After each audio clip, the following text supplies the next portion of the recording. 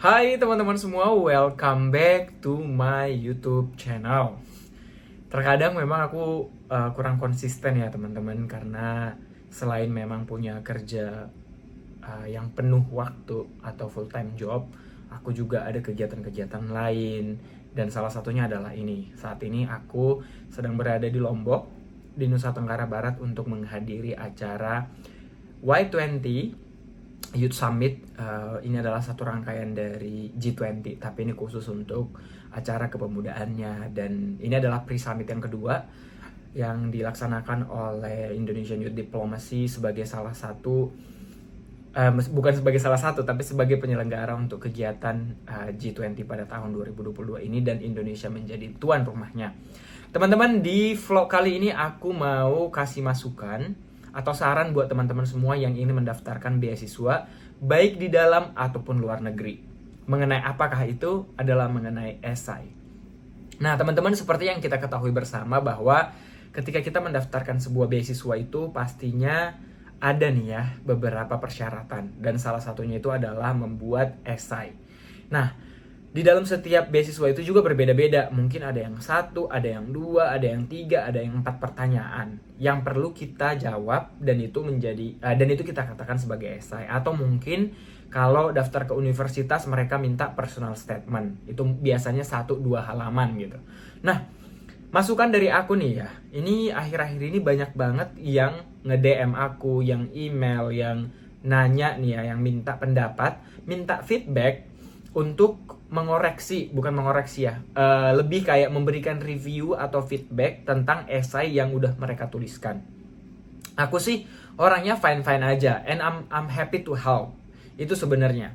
Tapi ini ada tapinya nih teman-teman. Contoh, kalau kita sudah tahu nih ya bahwa pendaftaran beasiswa tersebut contohnya dibuka selama 1, 2, atau 3 bulan gitu. Contohnya dari awal Februari sampai akhir April, berarti Februari, Maret, April, 3 bulan gitu ya. Dan bahkan mungkin sebelum pendaftaran itu dibuka, kita biasanya nih udah mulai mencari tahu kira-kira esai atau pertanyaan apa yang akan ditanyakan. Nah, kalau aku biasanya seperti itu, cari-cari dulu dari tahun-tahun sebelumnya pertanyaannya apa, kemudian mulai nih merangkai-rangkai kata, atau mungkin mulai memikirkan kira-kira untuk pertanyaan nomor 1 jawabnya gimana, nomor 2 bagaimana, dan selanjutnya.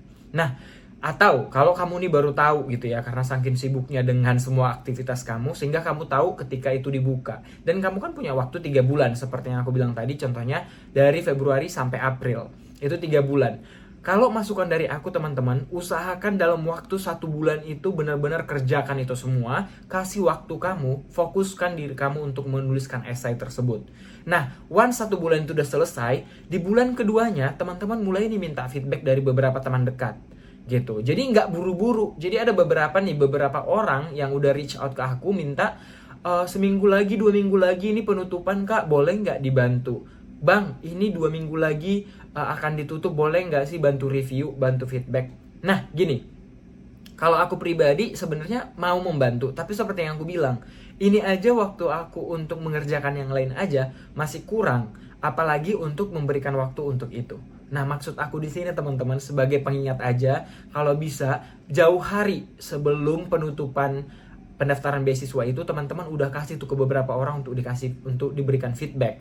Sehingga kita punya waktu lagi nih, ketika feedback dari mereka, kita itu juga harus memberikan waktu untuk mereka untuk mereview. Dan kita tahu dong jadwal mereka itu kan nggak sama seperti kita, dan ya kita nggak tahu kesibukan orang lain. Jadi ketika kita meminta tolong, meminta bantuan, kasihlah spare waktu yang cukup untuk mereka kira-kira. Contoh gini nih.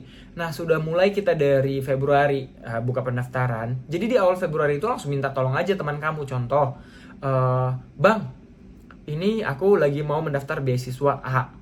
Nanti boleh ya bantu untuk kasih review, untuk kasih feedback mengenai beasiswa aku ini, mengenai esai aku ini.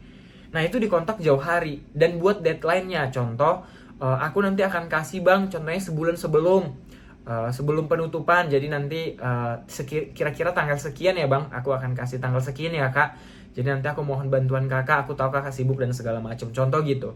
Nah, sehingga dia akan memplot waktunya nih teman-teman. Jadi kalau teman-teman kasih ke mereka sebulan sebelum deadline juga kan masih bisa nih. Mungkin orang tersebut sibuk, mungkin seminggu 2 minggu dia akan kasih waktu untuk mengerjakan itu, dan kemudian akan memberikan kembali, mengirimkan kembali kepada kita, sehingga kita masih punya waktu nih, let's say ya 2-3 minggu untuk lihat dan perbaiki lagi. Nanti kita combine lah dari masukan-masukan dari beberapa teman yang udah ada gitu. Jadi jangan sampai udah kita yang meminta dan waktunya sangat singkat, dan kita itu merasa bahwa dia itu orang yang kita minta tolong ini memiliki waktu yang sama seperti kita gitu. Jadi kita harus membuat time atau waktunya itu yang pas ya. Jadi udah diprediksikan dari kapan ke kapan. Itu aja sih teman-teman yang mau aku share di vlog kali ini. Semoga bermanfaat sehingga kita persiapannya lebih matang dan lebih baik. Dan semoga teman-teman semua yang mendaftarkan beasiswa tahun ini dan yang sekarang sedang berjuang ini, semoga ada yang lulus, ada yang kecantol satu aja di antara beberapa beasiswa yang teman-teman daftarkan. Tetap semangat, jaga kesehatan. Intinya do your best, dan kalau misalnya belum lulus tahun ini masih ada tahun berikutnya. Pokoknya harus tetap semangat ya.